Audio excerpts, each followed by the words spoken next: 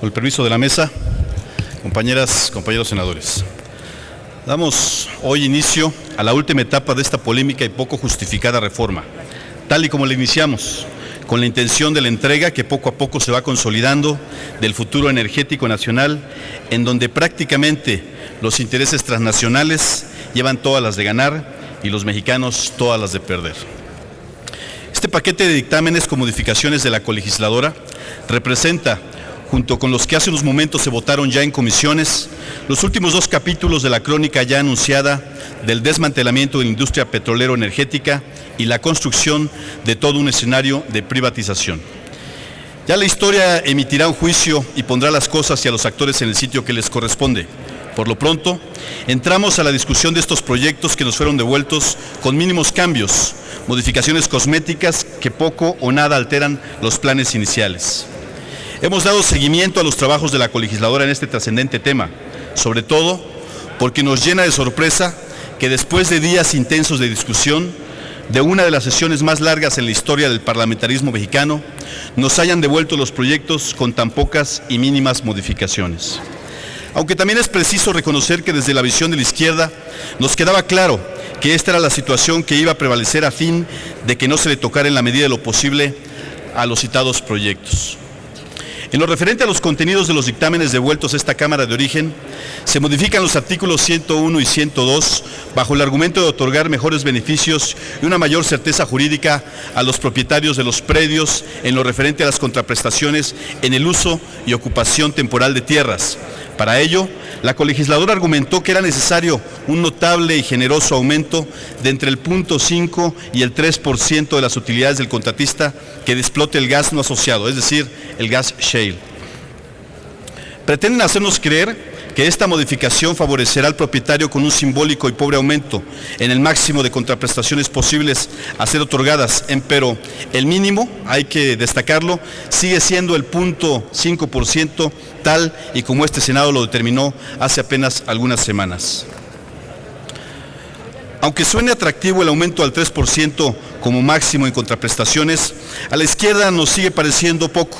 Es más, en esta tribuna se han señalado ejemplos, en el caso de los Estados Unidos, donde la mínima establecida en materia de contraprestación establece cuando menos el 12%. Más aún, porque es sumamente riesgoso que la forma de pago se garantice a través de procesos que afectan al medio ambiente de manera casi irreversible y sobre todo en detrimento del patrimonio de los pobladores y habitantes, en las que mediante la figura de la ocupación temporal expropien de facto sus tierras a cambio del pago de una renta que no tomará en cuenta el lucro cesante, dejando de percibir por las tierras que son generadoras de trabajo y riqueza en el campo.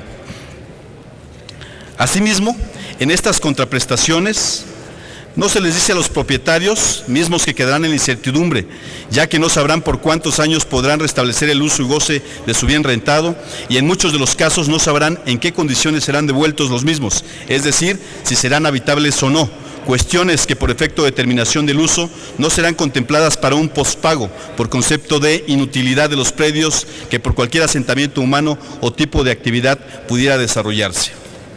Por ello la pregunta: ¿de qué va a servir el 3% a manera de contraprestación a una comunidad cuando su entorno se vea vulnerado por generaciones y no podrán volver a utilizar como consecuencia de la contaminación de la tierra, del agua o del aire? ¿O de qué le servirá al propietario de su tierra, en el caso del norte del país, en donde por todos es conocido la falta de agua potable? Con lo anterior, podemos afirmar que estas modificaciones al primer dictamen, hechas por la colegisladora a la minuta, por la que se expide la ley de hidrocarburos, en poco o en nada alteran la pactada y anticipada entrega de los hidrocarburos de la nación en favor de las empresas transnacionales a través del despojo legitimado de la propiedad de los predios ejidales, comunales, zonas arqueológicas, áreas naturales protegidas, mediante la expropiación, a pesar de haberle cambiado el término de ocupación temporal. Hace un momento, quien me antecedió en el uso de la palabra mencionaba que no había riesgo en el sentido de expulsar a los habitantes propietarios de estas tierras. Veamos algunos ejemplos solamente para ver en la historia de nuestro país si ha habido o no ha habido riesgos, si ha habido o no ha habido problemas. Solamente en los últimos 15 años, al hablar de proyectos de infraestructura energética, ha traído consigo una gran cantidad de problemas sociales derivado de las negociaciones para la adquisición de los terrenos afectados por los mismos, así como las expropiaciones realizadas. En ese tenor, haré referencia a 4 casos simbólicos. En primer término, la presa La Yesca, entre Nayarit y Jalisco, La Parota en el estado de Guerrero y el caso del Zapotillo, Jalisco, así como el parque eólico de La Venta en el estado de Oaxaca. En la presa La Parota, en Guerrero, y he de mencionar este caso por haber sido motivo de opiniones incluso no solamente a nivel nacional, sino a nivel internacional, es un proyecto que contemplaba la reubicación de más de 20,000 habitantes, dedicados en su mayoría a la actividad agrícola. La Comisión Federal de Electricidad impuso la celebración de asambleas comunales y ejidales violatorias a la ley agraria para que se aprobara el proyecto, con amenazas e incluso criminalizando a sus opositores. En dichas asambleas, la Comisión Federal de Electricidad solicitó el uso ilegal de cuerpos de seguridad pública para su vigilancia. Cambiaba incluso el lugar en el que se llevarían a cabo las asambleas. Incluso llegó a hacer la compra de votos para poder tratar de tener la mayoría en las mismas. Todo esto provocó la división de familias e incluso de las mismas comunidades. El Tribunal Unitario Agrario anuló las asambleas celebradas con influencia justamente de la Comisión Federal de Electricidad. Por otra parte, en el año 2006, el Tribunal Latinoamericano del Agua resolvió que el proyecto agraviaba los derechos fundamentales de las comunidades amenazadas, violentando el artículo 27 constitucional respecto a la protección de su propiedad y cómo la expropiación contraviene con los principios de dicha disposición constitucional, pues el beneficio de la obra no recae en los pobladores ni contribuye a su desarrollo, sino que solo contribuye a elevar los niveles de pobreza al quitarles sus tierras. Eso es importante recalcarlo, ya que esta es una resolución que viene del Tribunal Latinoamericano del Agua. En el mismo año, en el año 2006, el Comité de Derechos Económicos, Sociales y Culturales de la Organización de las Naciones Unidas se expresaron en contra del proyecto. Esto fue en el mes de marzo del mismo año. En lo referente a la segunda modificación al primer dictamen, vislumbramos que el texto propuesto en el artículo 8 de la Ley de Inversión Extranjera únicamente armoniza sus contenidos con lo que ya se establece en otras normas y poco trasciende en las intenciones privatizadoras en los cientos de artículos de la reforma energética a la que no se les tocó. Entendemos como consecuencia de su fragilidad jurídica, técnica y operativa. Se modificó de igual manera el dictamen segundo, referente a la minuta con proyecto de decreto por el que se expide la ley de la industria eléctrica. Es decir, la colegisladora consideró hacerle modificaciones a 8 artículos, el 71, 73, 74, 82, 86, 87, 88 y 89 de la ley en comento. Hay 2 cambios que particularmente nos llaman la atención en este segundo paquete.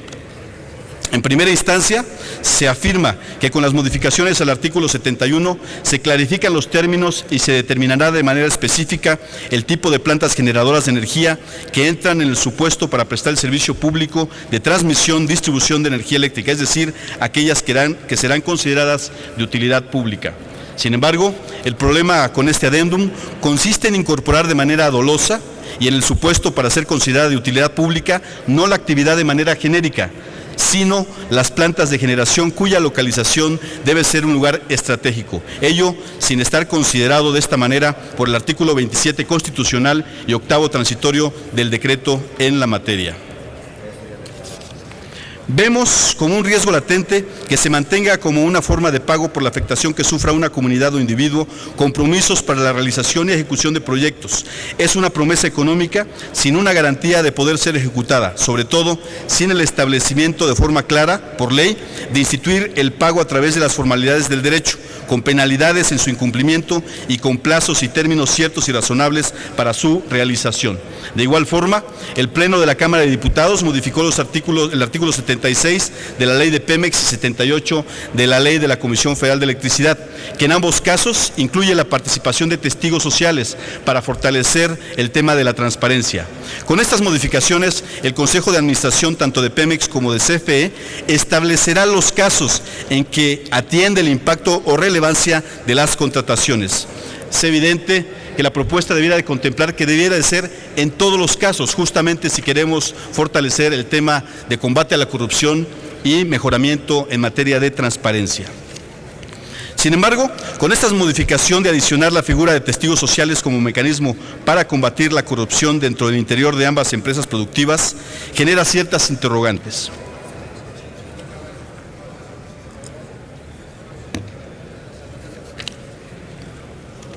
¿Qué autoridad designará a estos testigos sociales?